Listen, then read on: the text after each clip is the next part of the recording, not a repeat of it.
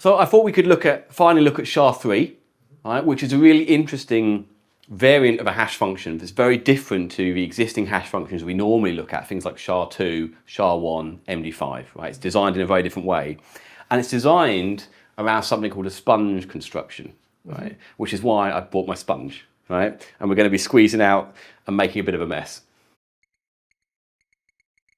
SHA3, or the Secure Hashing Algorithm 3, or Secure Hash Algorithm 3, is a new development in the SHA family of hash functions that is very different from its predecessors, right? And that's why it's been designed that way. It was chosen to be different so that we have some robustness if something happens to one of the previous algorithms. You know, a security flaw is found, or something like this. So we can talk about how it works and how it differs, but it's built around this thing called a sponge function.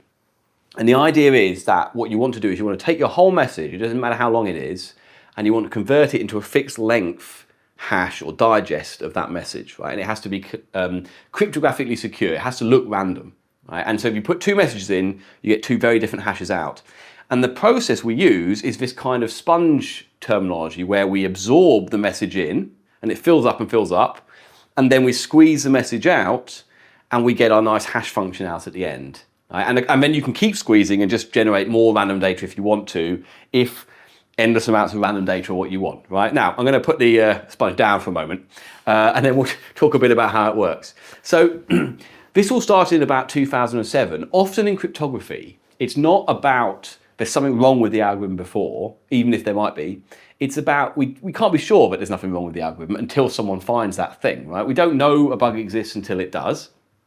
And so we want kind of a backup plan, right? Now, SHA1 has already been found to be weak, right? So we found collisions in SHA1. It can now be done with pretty moderate GPU hardware. And so we've all, as collectively, and I say we all, I mean the industry, the cryptographic community, software development, right, has moved on and is now looking at SHA2, right? And that's what we're mostly using. And there are various variants of this. So SHA224, 384, 256, and 512. These all generate different lengths of hash given some input. And SHA2 is considered okay, right? Most people use it, it's fine. It has a couple of interesting vulnerabilities that we can briefly nod to, right? And maybe there's a separate video about some of those vulnerabilities. But it isn't that SHA2 is bad, it's that someone could release a paper tomorrow that says, I found this massive flaw in the algorithm, and that means that collisions are trivial. And then we have a really big problem, unless we have another SHA hash function or different hash function we could use instead, right?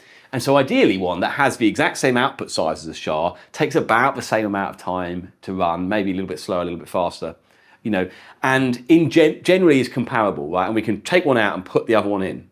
And so it's about future-proofing. Right? It's the same idea around post-quantum cryptography, right? There is no quantum computer that currently breaks all of RSA, but someone might invent one, and we want to kind of be ready for that, right? And so we're thinking about that ahead of time. The SHA3 standard was created in about 2012, right? Following a competition a bit like the advanced encryption standard. So the idea was that NIST said, put out a call and said, we want new ideas for hash functions, and ideally very different to what we currently have, but all the same sizes.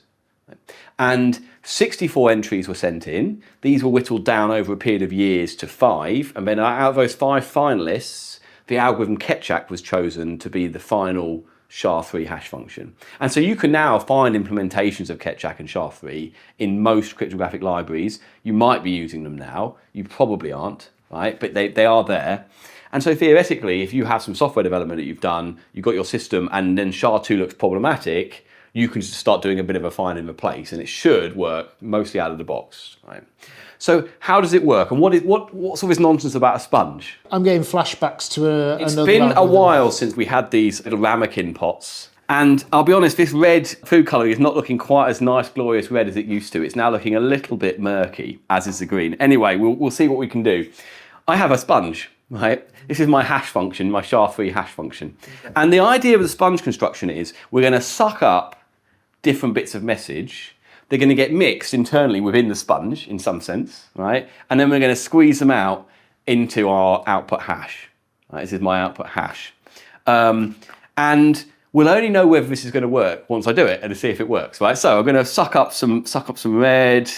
Yeah, that kind of gone red. Suck up some yellow. A bit of green in there, right? And then It's all over the table. But that is your nice mixture of red and green and yellow. Yeah, okay, kind of. Right. Kind of brown, yeah. Yeah. Now, I mean, I've also covered myself in food colouring, but the other neat thing about the SHA3 algorithm is that it splits itself into two stages. So you have the absorption stage where you're taking your blocks of message and you're sucking them up into the sponge, right? And we can deal with that and show about how that works. And then you have your squeezing phase where you squeeze out a hash function. And of course, your hash output is going to be a fixed size, so 256 bits, 512 bits. But actually, you don't have to stop squeezing there. You can keep squeezing more bits, right? So you can generate much longer outputs from this hash function than you can on SHA2. So this hash function can be used to compute fixed length hashes. It can also be used to generate longer key streams or longer streams of random data, right? I've got some cleaning up to do before we move on. I've cleaned the desk. And this is definitely yellower than it was, and so apologies to anyone in the office who's trying to wash up over there in the kitchen and all their dishes are now yellow, but you know, it wasn't me. So let's look a bit about how the SHA3 hash function works. So what we have is we have a kind of a bus of data that's going through the sponge, right? So the sponge is essentially this big block of data, right? And it's split into two areas, right? The first is the rate, which is how much message we're bringing in at once. And this is the capacity, which is basically secret data that is internal to the hash function and is important, but is not output or input. It doesn't deal with the input and output, right? So in some sense, you can think of the message coming into R and the hash coming out of R, and C is just involved, right? But it's not actually part of it, right? And a bit like the water that's left in the sponge. You know, you suck in the different colours, they mix with whatever's in there already, and then you can squeeze it out, okay? So the first thing we do is we XOR with our first block of message, right? X naught. Now that will take in a block of message that's identical in size to R, and then we will go through this Keccak function, which we're just going to call F, right? That's where all the magic happens, and we'll get to that, right? And this goes in here as well, like this. And then we repeat this process. So we now have a new internal state with our capacity and our rate, right? And that goes like that, something like that, right? And then we come in here and we XOR in our next bit of message, X1, just checking my indexing, right?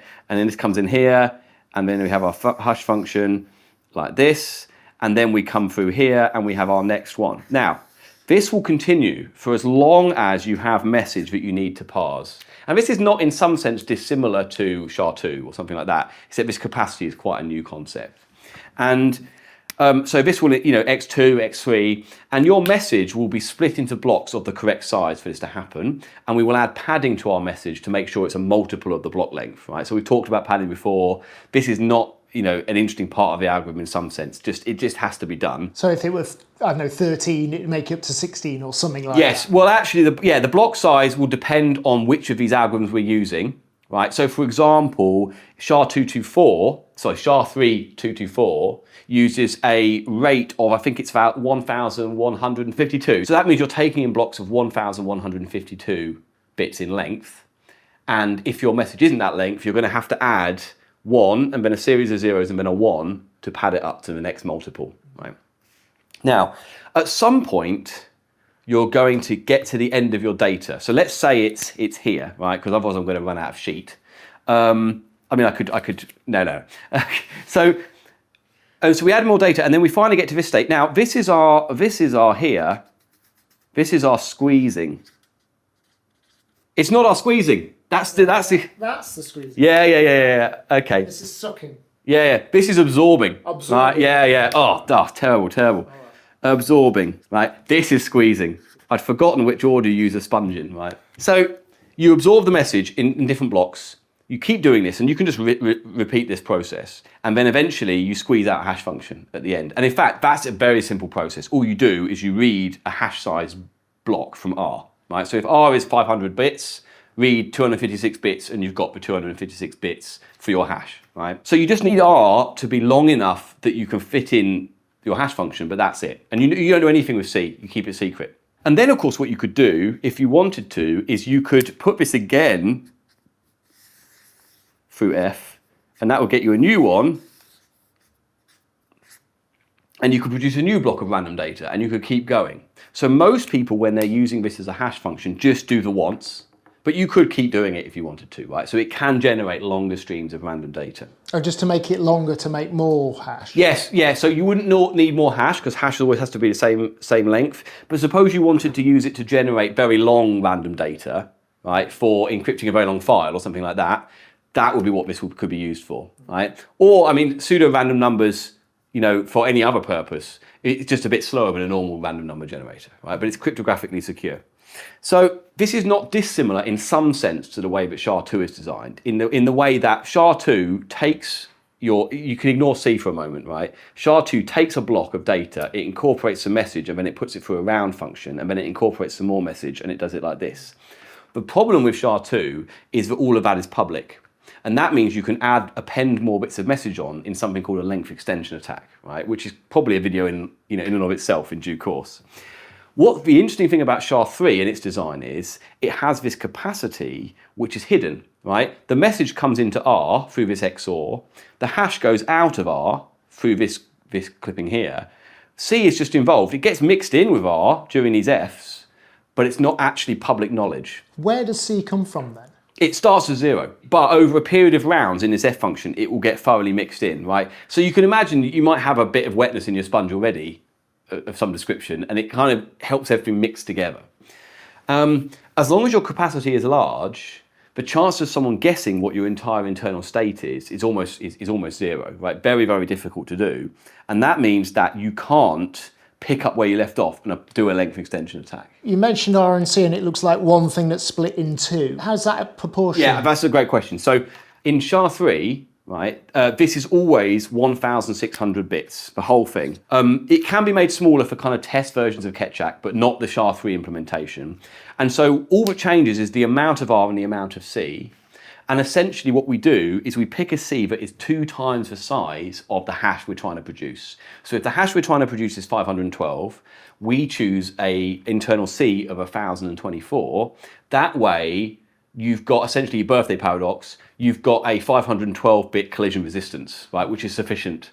So we match the C to make sure that it's sufficiently large that we don't have a collision, and then this is just the remainder. So this will vary. In actual fact, it makes the smaller hash versions of this slightly faster because you're bringing in bigger bits of message at the same time, right? But all of them are fast enough. So what happens in the F function? That's the real question, and that's where it gets a little bit confusing. So we have an internal state of 1,600 bits. And if you remember when we talked about AES, you had 128 bits, and you represented it as a 4x4 grid. It's no longer a 4x4 grid, it's a 5x5x64 volume, right? So I'm going to try and draw this volume, and we'll see if it works. I checked, and it does actually multiply out to 1,600. Right, so we have our box, and we're going to draw in 2, 3, 4, 1, 2, 3, 4. I'm actually not unhappy with that. All right, now we've got to sort of simulate this box going off into the distance, right? And I've not got space to do all 64 rows, so we're going to sort of do it a bit like this, right? Just going to fade off into the distance, like, you know.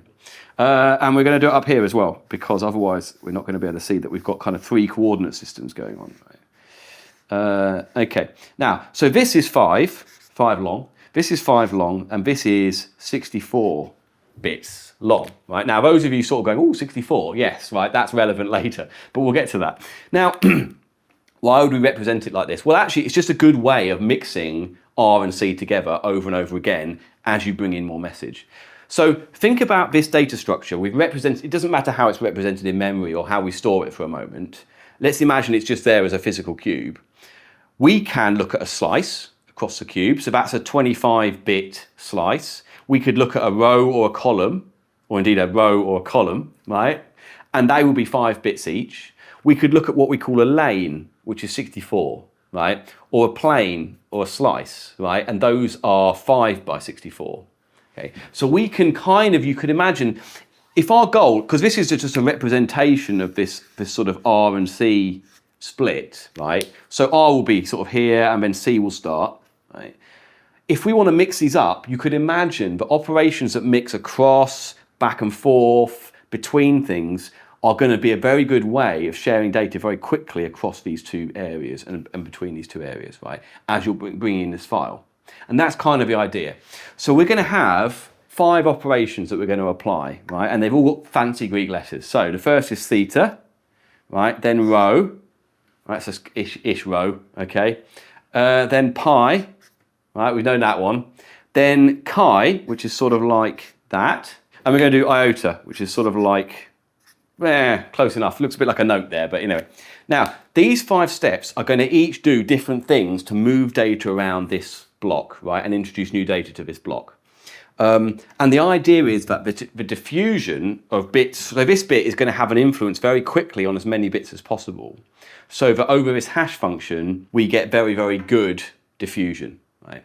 And there are going to be 24 rounds of this in one iteration. So you bring in some data into R, you run these 24 times to just shake this up, do this with your sponge. C's already there as part of it. C's already initialized, and so this data is going to go over here, this data is going to go over here, and over time this is going to become a complete mess of bits and bytes that over time is going to become unguessable, right? And then eventually you can read out your hash. So let's look, and we're only going to look kind of in sort of a high level about what these different things are doing. It looks like a giant Rubik's Cube. It is a bit like that, right? The operations are slightly different because the operations are done on different aspects of this grid. So sometimes you're looking down a lane and sometimes you're looking across a slice, and you don't necessarily rotate like you do in a Rubik's Cube, but it's not dissimilar to that process where you've just got a very big Rubik's Cube and you're just jumbling it up, right?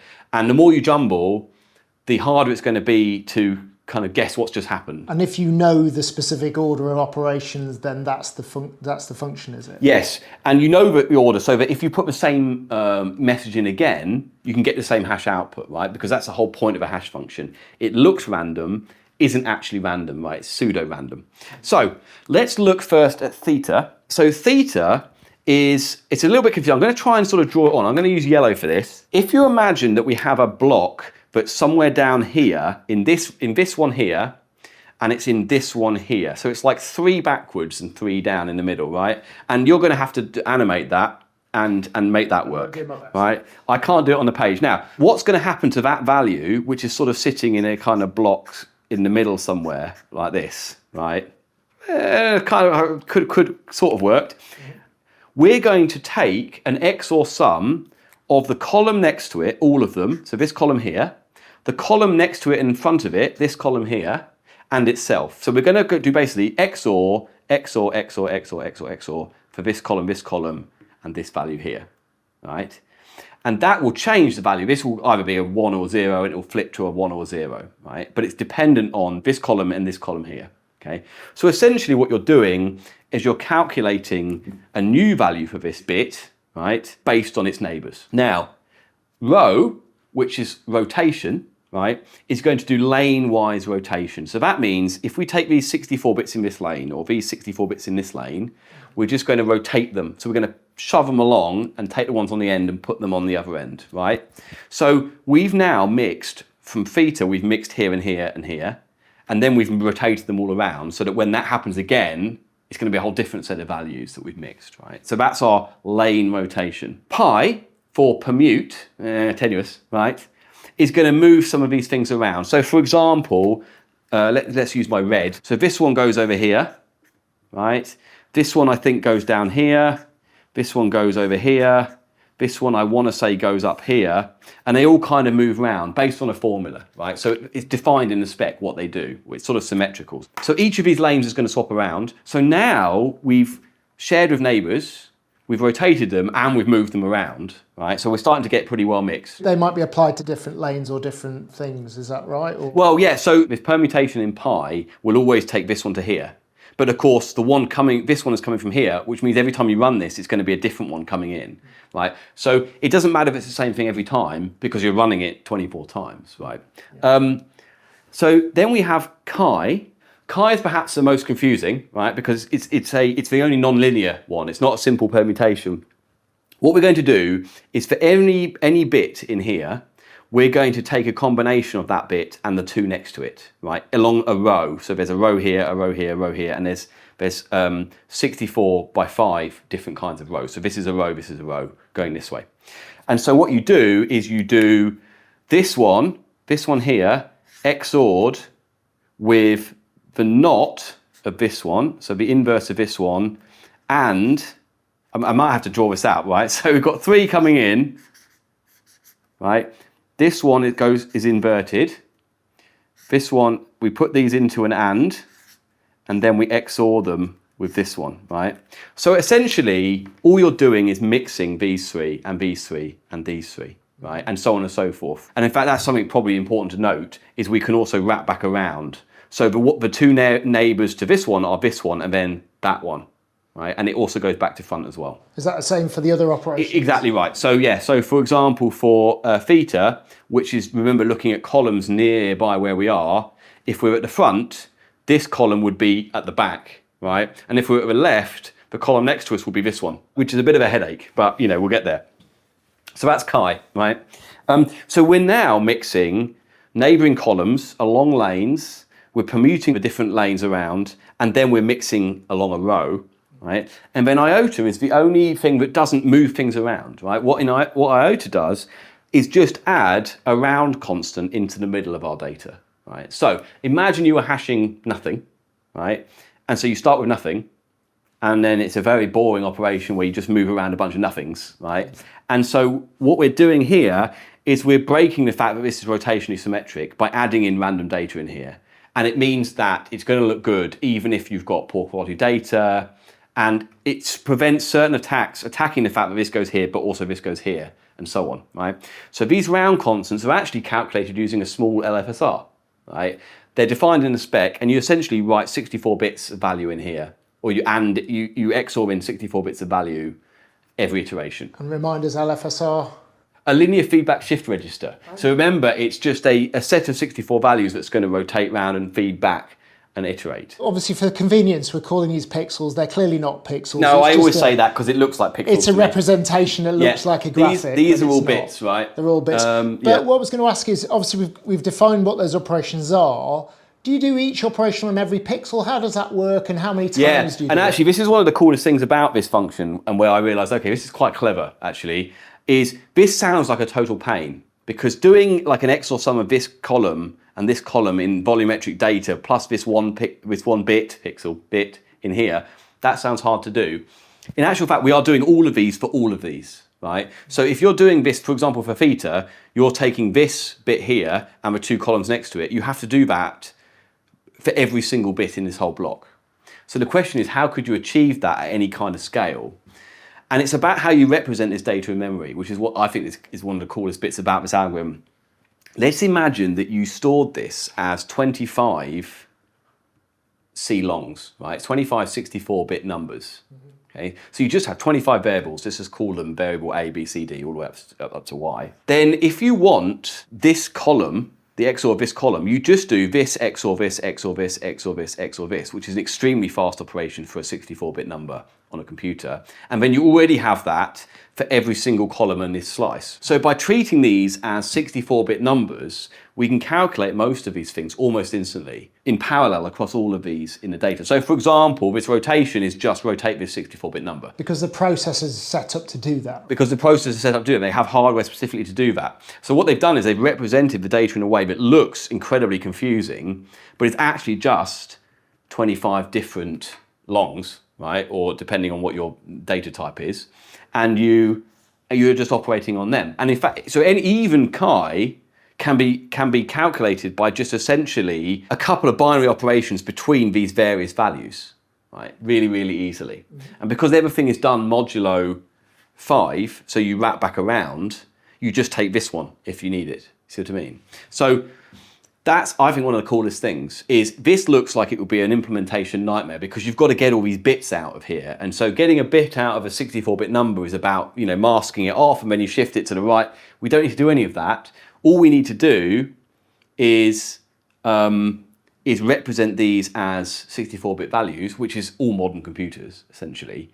And then we can just do operations on them. It's not computationally trivial, but once you actually implement this, what you're doing is you're declaring 25 variables and you're doing operations only on those variables. You never actually have to get a bit out, right? Which of course will be incredibly slow. So it's really elegant. So this is almost like the way you've explained it there is they're kind of breaking it down when actually there's a quick and do it. Yeah, I mean, in a way, this is, only works. You never physically do. No, it only works because of all this stuff, right? And the fact that these operations are shown to move bits very quickly around this whole state, which is the whole point, right? We want a change here to be found over here very, very quickly so that we can't sort of recreate this process easily. But in practice, actually, you don't represent it as a volume in memory because that's not how memory works. You just have 25 variables and you just do primitive operations between those variables, right? And that can be optimized out pretty well. So this is here as a backup at the minute, but is it used anywhere? Is it used at all at the minute? It's used occasionally. There are handshakes, for example, defined in various, cryptographic protocols that will use this, and the shake variant, which is where you produce multiple outputs and have a long key stream, that can be used in various ways for example, key generation. But it's not used anywhere near as much as SHA2, and that's not a criticism. It's just that everyone's using SHA2, and it takes effort to move libraries to a new set of libraries and things like this. It is very much a backup plan, but it's good to know it's there, right? Because SHA1 was found to be broken, and SHA2 is conceptually very similar. It's just a bit bigger. And so is it only a matter of time before SHA2 is broken? I couldn't say, right? I've been on record before saying SHA1's fine, and then the next day Google releases Shattered, right? So I've not got good track record in this area. So for now, it's a backup. But who knows, maybe next week it's suddenly the most important algorithm. Are you into machine learning, software engineering? Or are you just a curious, collaborative, problem-solving type person? Well, today's message from our channel sponsor Jane Street might be a moment that changes your life forever. That's because at the time of recording this, Jane Street have opened applications for their latest round of internships. These golden opportunities could see you working at world-class facilities in New York, Hong Kong, London. All your costs, travel and accommodation, they're all looked after. You'll get to experience work at the very cutting edge of quantitative trading. It could be something really special, an incredible career opportunity. No experience is necessary, you don't need to know all about finance, and people from all over the world are accepted for these internships. To find out more, check the links below and in all the usual places. Our thanks to Jane Street for their support.